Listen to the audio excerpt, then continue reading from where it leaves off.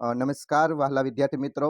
આજનો video standard 12થના આર્ટ્સમાં કે commerce કે સાયન્સમાં અભ્યાસ કરનાર વિદ્યાર્થીઓ માટે છે કે જેને શોર્ટ નોટ જે છે પરીક્ષાની અંદર પૂછાતી હોય છે. તો આ શોર્ટ નોટ કઈ હોઈ શકે? તો આજે આપણે most IMP short note discussion કરવાના છે કે જે તમારે મોટાભાગની શોર્ટ નોટ થઈ ગઈ હશે અને જો કોઈ શોર્ટ નોટ તમારે બાકી રહી ગઈ હોય તો તમે ખૂબ સારી રીતે તૈયાર કરી શકો. હવે આ બધી જ શોર્ટ નોટ છે ઓલરેડી આપણે યુટ્યુબ ચેનલ ઉપર અડધી એમાંથી મૂકેલી છે, અડધી તમને આઈએમપી આપેલી પણ છે, અડધી તમે તૈયાર પણ કરી નાખી હશે. અને હવે જો કોઈ તમારે એકેય શોર્ટ નોટ બાકી રહી જતી હોય તો આમાંથી તમે કરી શકો એટલા માટે. તો આર્ટ્સ, કોમર્સ અને સાયન્સ દરેક વિદ્યાર્થીઓ માટે આપણે સ્ટાર્ટ કરીએ મોસ્ટ આઈએમપી શોર્ટ નોટ. તેમાં પહેલી જે મોસ્ટ આઈએમપી શોર્ટ નોટ કહી શકાય એ જે છે પહેલી condition for making love. Condition for making love અને લવ અ ડ્રાઇવિંગ ફોર્સ આ બંનેમાંથી કોઈ પણ ટાઇટલથી આવે તમારે આ શોર્ટ નોટ લખવાની. ત્યારબાદ સેકન્ડ જે છે એ જર્ની ઓફ વોલ્ટ ડિઝનીઝ સક્સેસ. આ શોર્ટ નોટ ઓલરેડી મેં ચેનલ ઉપર મૂકેલી છે, તમે પ્લેલિસ્ટમાં જઈ અને ચેક કરી શકો છો. Journey of Walt Disney success અને Walt childhood and beginning of his career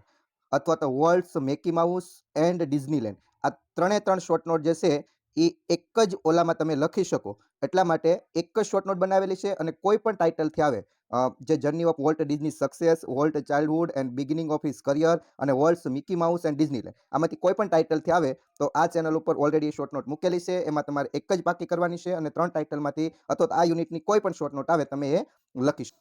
next 4 number ઉપર શોર્ટ નોટ આપેલી છે શોર્ટ મેડિટેશન અ સ્ટ્રેસ કંટ્રોલ એક્સરસાઇઝ અને એના અથવામાં એટલે કે બીજું ટાઇટલ એનું હોઈ શકે the technique to reduce stress એટલે કે સ્ટ્રેસ રિડ્યુસ કરવાની ટેકનિક છે એ.